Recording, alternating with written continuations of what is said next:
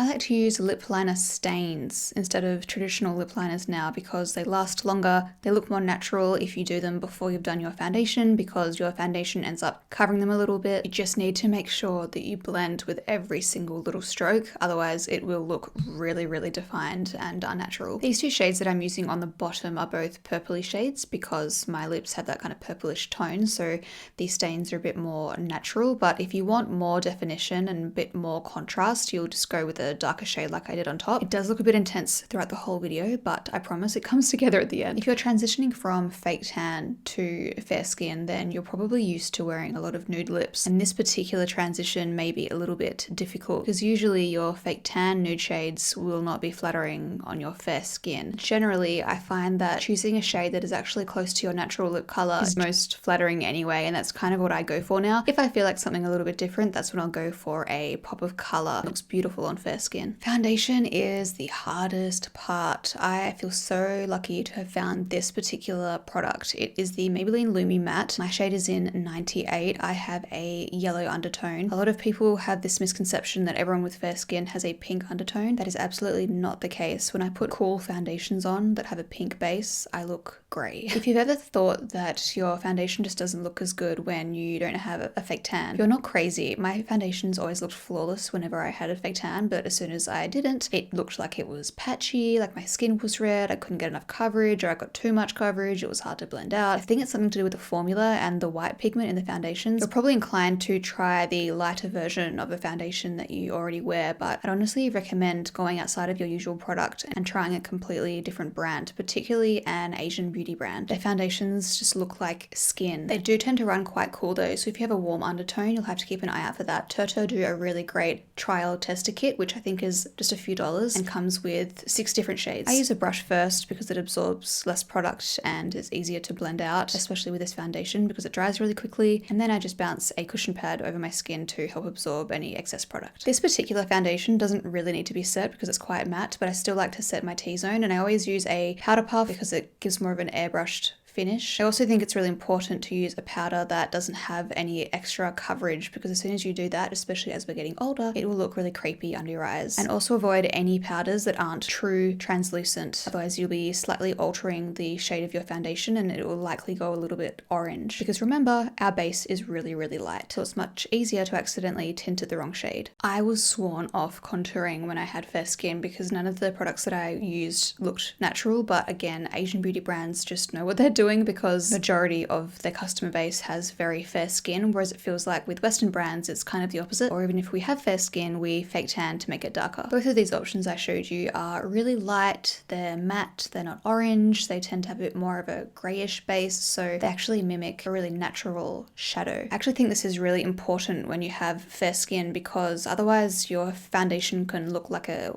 flat white piece of paper, but adding that contouring in brings dimension back to the face. I don't get my lips done anymore, so adding that contouring shade above my cupid's bow and underneath my lip helps make them look a little bigger. Blush is another product that I think is worth trying a completely different shade or brand or texture, because what might look good on darker skin, even if it's just a few shades darker, might look completely different on much lighter skin. Much lighter skin is less forgiving. Often shades that you think would not look good at all look great, like this first shade that I'm using. When I saw it in the pan, I thought, ugh, that's not very nice, and then I put it on my skin and I thought, wow, that's actually a really nice shade, and I use it all the time. I also like to use cream products because they add a bit more dimension to the skin. This shade is a bit of a Barbie pink. It looks very intimidating in the pan, but once you put it on your skin, it blends really softly. Again, it's another Asian beauty brand, so they just formulated so well. Everything works so well together. That's why I think I've completely transformed my makeup routine since not fake tanning, because a lot of these Asian brands just know how to cater to fair skin because it's what they do best. I will go in with a super light blush. This one is my go-to at the moment. This was really, really cheap, and dab that over my blush. It just boosts the color a little bit. It probably does mattify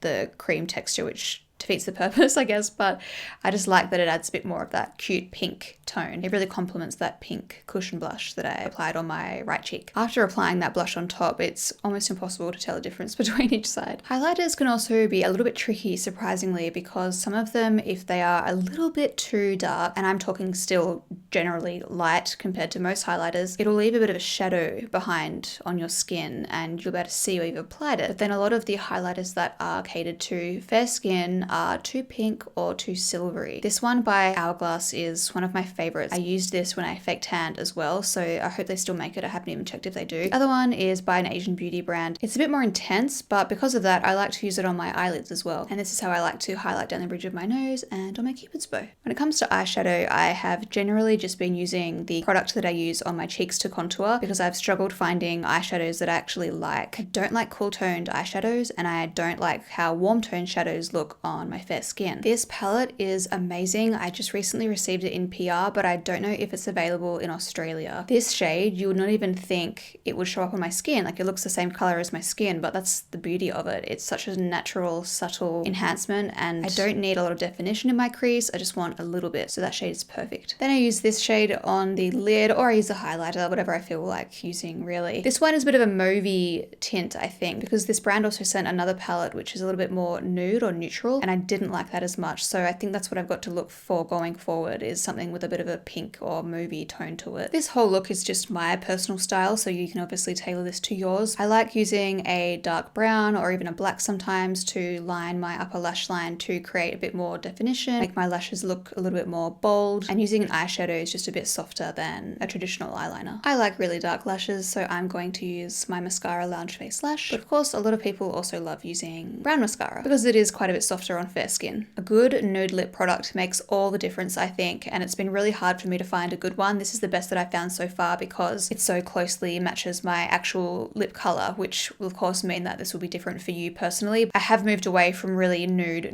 lips. I just prefer a natural shade, but this is unfortunately one of the products that I think you will need to replace because the shades you used when you had fair skin might look a little bit too nude or too orangey. Even though it looks like I've got really intense lip liner on, when I smoothed my lip out, you can see it's all the same shade. It's just my lip creating a shadow. Here's the final look. I hope you enjoyed. I hope you learned something. I'll have all of the products listed in the description. If you enjoyed the video, please leave a comment saying what product you were most interested in. Give the video a like, hit subscribe, and I'll see you all next time. Thanks, guys.